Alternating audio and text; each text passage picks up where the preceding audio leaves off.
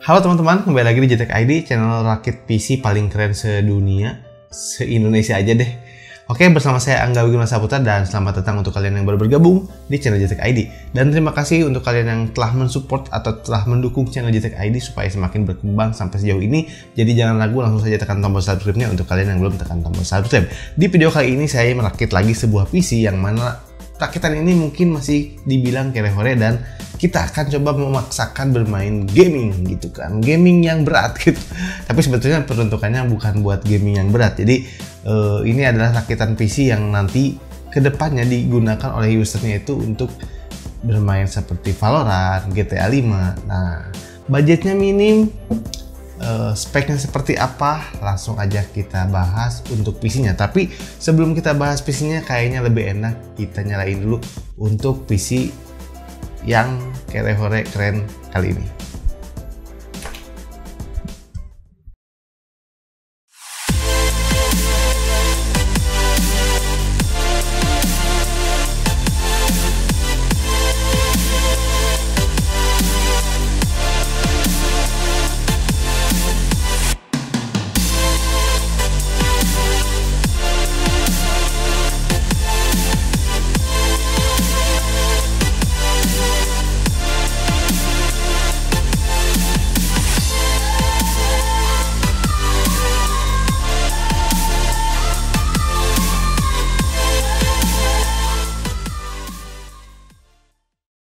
Nah, seperti yang saya katakan di awal, untuk PC kali ini tuh masih tergolong PC yang cukup kere-hore atau cukup terjangkau. Karena kalau kita bandingkan dengan PC zaman sekarang, misalkan generasinya yang baru nih, dan komponennya semuanya baru, bisa bermain game gitu kan, paling nggak kalian harus menyiapkan budget minimum 10 jutaan menurut saya ya, untuk mendapatkan misalkan rakitan PC yang generasinya terbaru, yang bisa bermain gaming. Tapi karena memang ini budgetnya minim, kita menggunakan budget setengahnya dari 10 juta tadi. Ini berkisar di kisaran 4-5 jutaan, atau tepatnya itu untuk budgetnya kali ini kita menghabiskan 4,9 jutaan. Nah, 4,9 jutaan kita dapatkan semua komponennya baru kecuali satu aja, hanya prosesor yang bekas karena memang sudah discontinue ya, sudah nggak ada yang baru. Mendapatkan tampilan yang cukup estetik, cukup padat, cukup meyakinkan. Nanti kita akan lihat performanya seperti apa. Tapi pastinya kalian penasaran untuk komponen yang digunakan. Nah, untuk komponen yang digunakan, yang pertama di sini adalah sebuah prosesor. Prosesor yang digunakan di sini saya juga cukup bosen pakainya ya, karena ya udah sangat keseringan sekali. Tapi ya bagaimana, karena memang pilihannya terbatas untuk budget 4-5 jutaan, pengen gaming apalagi ya, dan kita harus memikirkan juga komponen yang lain seperti PGA dan lain sebagainya ya. Di sini saya menggunakan Core i5 3470 yang mana memiliki 4 core dan 4 thread. Tentunya ini masih bisa untuk digunakan gaming tipis-tipis atau gaming casual di kala sekarang seperti ini ya. Lalu untuk motherboardnya, kemarin tuh ada yang nyaranin di konten sebelumnya adalah ya, saya lupa namanya, pokoknya Bang coba katanya H61 dari Esonic. Nah, pas saya coba Esonic H61 ini ternyata memang cukup keren. Jadi saya pakai di rakitan PC kali ini karena untuk Esonic H61 ini sudah terdapat USB 3.0 front panel casing. Jadi untuk front panel casingnya, USB-nya bisa kepake karena kita bisa colokan USB 3-nya di motherboard. Keren. Terima kasih buat abang yang saya lupa namanya untuk rekomendasi H61 Esonic ini, dan saya coba juga, ini udah cukup oke, nggak ada masalah, dan pastinya ini baru bergaransi. Tentunya harganya berkisar di sekitar 600-650 ribuan tergantung toko, tapi ini cukup worth it mengingat ini baru ya. Dan di sini RAM-nya saya menggunakan RAM hanya satu keping saja, yaitu 8 GB yang mana nanti kedepannya bisa di-upgrade lagi oleh ownernya kalau nanti mau di-upgrade lagi. Jadi bisa sampai 16 GB. Cukup oke lah ya. Lalu untuk segi penyimpanannya, di sini kita gunakan dua tipe storage, yang mana di sini SSD berkapasitas 120 GB dari Midasport dan juga hard disk berkapasitas 500 GB. Dan ngomong-ngomong masalah penyimpanan, kemarin tuh ada subscriber tuh yang nanya, Bang kalau abang itu untuk copy file atau benchmark game tuh gimana caranya? Apa hard disk abang itu dimasukin dulu ke PC ini atau seperti apa gitu? Nah, sebetulnya saya nggak seribet itu gitu ya, karena sekarang tuh zaman kan udah mudah ya. Jadi saya tuh pakai yang namanya ini nih, biar kalian tahu aja nih ya. Ini kita pakai yang namanya dock hard disk. Jadi saya tuh pakai dock hard disk seperti ini. Nah, dock hard disk seperti ini itu mereknya dari Unitech ya. Ini sebetulnya saya cukup baru pakai ini. Nggak baru juga sih, udah agak lama, karena sebetulnya dock harddisk yang saya yang lama itu cuma single, dan kemarin itu saya cari-cari dock harddisk yang murah karena butuh yang double seperti ini ya, dapat di harga sekitar 300 ribuan ya. Ini mereknya Unitech, 300 ribuan dapat yang dual dock harddisk seperti ini. Kalau yang merek tetangganya yang sebelumnya saya pakai 300 ribuan cuman single ya. Ini cukup murah, terjangkau, tapi bagus juga. Bagusnya kenapa? Jadi pertama, yang kelebihannya menurut saya di sini udah bisa untuk dual harddisk. Jadi untuk dua harddisk atau dua SSD bisa ya, SSD atau harddisk pokoknya dipasang dua bisa di titik A dan titik B ini ya. Jadi ada A dan B, dan untuk interface-nya di sini sudah menggunakan USB 3.1 Gen 1 ya. Jadi udah lebih kencang, dan juga untuk adapternya pakai adapter 12 volt juga dikasih ya. Dan kalian tinggal pasangin aja harddisk atau SSD yang mau kalian colok ke PC, nggak perlu harddisknya dipasang pakai kabel SATA, pakai kabel power, nggak usah. Tinggal di sini aja dan tinggal nyalakan power on, udah langsung nyambung ke PC kalian dengan indikator nanti ada nyala power, ada A, ada B, di sini ada lampunya berkedip, itu menandakan berarti untuk harddisknya sudah berjalan. Jadi cukup simple. Dan setelah saya coba menggunakan untuk docking harddisk ini, tidak ada kecepatan file transfer yang parah gitu, deviasi parah gitu, jadi menurun parah drastis, enggak ya. Saya coba tes di Crystal Disk Mark aja. Untuk harddisk saya contohnya di sini memiliki kecepatan sekitar 180 Mbps. Ternyata saat di docking harddisk ini, di eksternal docking harddisk ini, kecepatannya masih sama, berarti masih bagus nih si Unitech. Sama dengan kalau kita nyimpen harddisk dengan langsung ke motherboard dan menggunakan docking ini, kecepatannya masih sama, file transfernya tuh masih sama, dan pakai SSD juga tetap masih kencang juga. Tapi kalau pakai SSD, misalkan kita pakai harddisk dan SSD, kecepatannya SSD-nya berkurang jadi sekitar 460 ya. Ya nggak tahu kenapa lah, tapi kalau harddisknya itu nggak berkurang kalau misalkan dua-duanya dipasang, masih tetap kencang. Hanya pas saya coba tes di SSD, kecepatannya di sekitar 460-an saja. Tapi kecepatannya itu masih cukup, file transfer yang cukup kencang ya untuk misalkan digunakan di docking harddisk seperti ini. Jadi saya juga untuk benchmark, untuk copy game, untuk copy file, nggak ada deviasi yang terlalu jadi bottleneck karena ini yang nge-lag dari si dock harddisknya, enggak ya. File transfernya masih cukup oke. Jadi buat kalian juga yang pengen clean, pengen simple, atau mungkin penyimpanan harddisk di PC kalian udah habis tapi kalian masih butuh penyimpanan yang cukup banyak, saya sangat menyarankan nih kalian bisa coba deh ambil dari Unitech ini ya, karena ini penyimpanannya dual bay ya, jadi cukup oke lah. Saya juga udah cukup beberapa bulan ini pakai ini, cukup enak sih, nggak ada isu yang macem-macem gitu, udah bagus lah. Dan bagusnya lagi di boxnya ini tuh ya warnanya merah putih kayak bendera Indonesia, jadi nasionalis banget gitu ya, nasionalis banget tuh merah putih ya kayak gini. Bagus lah, cukup rekomen gitu ya buat kalian. Di harga 300 ribuan udah dapet dual harddisk gini, dual bay gini ya, di merek tetangganya masih yang satu. Oke, kita lanjut ke PC-nya aja. Ini menjawab pertanyaan teman-teman ya, karena kemarin banyak yang nyangkanya saya harus masukin dulu harddisk ke sini gitu. Enggak ya, saya pakai ini ya, cepet, file transfernya cepet. Untuk benchmark game juga enggak jadi bottleneck. Ini file transfernya juga sesuai dengan SSD atau harddisk yang kalian pakai, jadi masih cukup sesuai ya. Ini untuk SATA 3 juga sesuai ya, harddisk dan SSD saya mantep lah ya. Oke, lanjut untuk komponen lainnya. Di sini kita gunakan VGA card yang memang saat ini VGA cardnya lagi langka, lagi susah juga.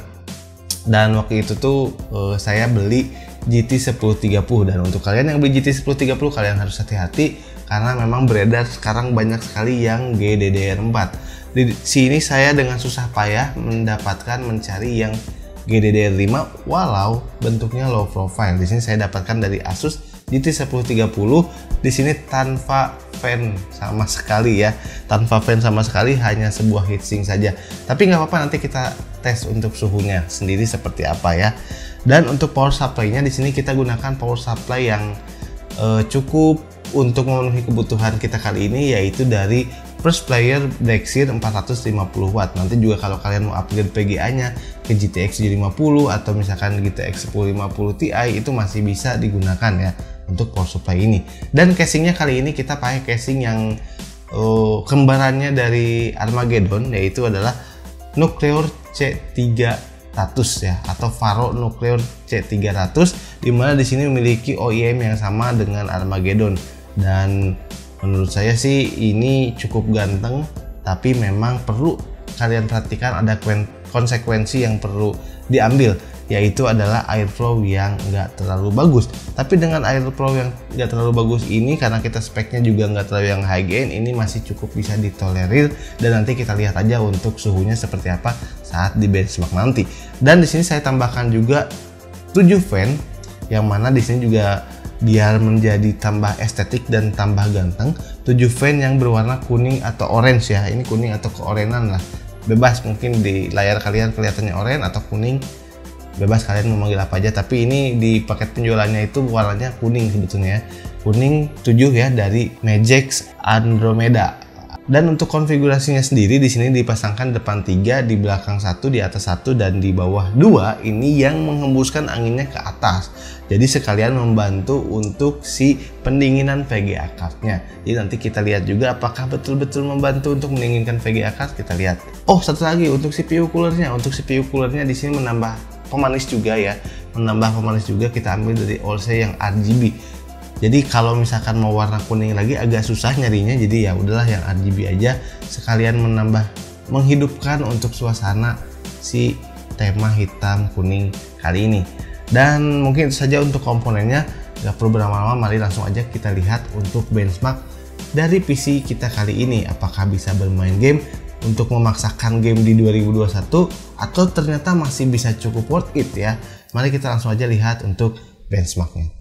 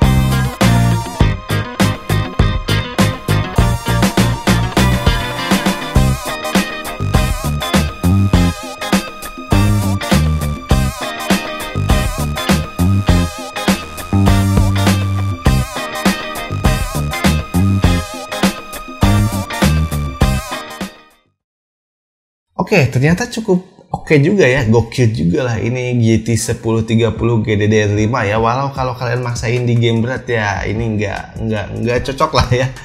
Ini bukan apa ya, bukan peruntukannya untuk bermain game berat seperti Cyberpunk. Jadi tolonglah kalian jangan main game Cyberpunk di PC seperti ini. Walau mungkin bisa dipaksakan tapi jangan ya. 20 fps itu nggak nyaman ya, kecuali mungkin kalau udah mau mendekati 30 fps mungkin masih bisa playable, untuk di mata juga masih cukup enak. Dan untuk di beberapa game tentunya ini cukup oke sekali. Kalau kalian mau coba streaming juga seperti di game Valorant, itu juga udah bisa di PC seperti ini ya. Dengan spek seperti ini, kemampuan seperti ini udah bisa. Dan ini juga bisa jadi obat untuk kalian saat ini ya, yang punya budget minim tapi pengen main game. Karena sekarang itu untuk rakit PC di bawah 5 juta itu kalian akan dapatkan performa yang sangat-sangat kurang enak gitu ya. Karena harga PG-nya tahu sendiri lah, semuanya mahal, semua langka. Jadi paling realistis itu budget di bawah 5 juta ya, kurang lebih kayak gini. Budget 4, 5, 6 ya. Paling price to perform saat ini menurut saya adalah ini. Kalau pakai AMD 3200G mungkin harganya lebih naik lagi ya. Mungkin di 6 jutaan gitu ya. Atau mungkin sampai 7 bahkan dengan kondisi prosesornya yang mahal juga sekarang ya. Jadi ya ini cukup price to performa saat ini. Dan untuk konsumsi listriknya juga cukup irit saat di gaming, yang gak irit-irit banget lah. Untuk di gaming itu berkisar di 140 sampai 160 ya, rata-rata 150-an lah untuk gaming.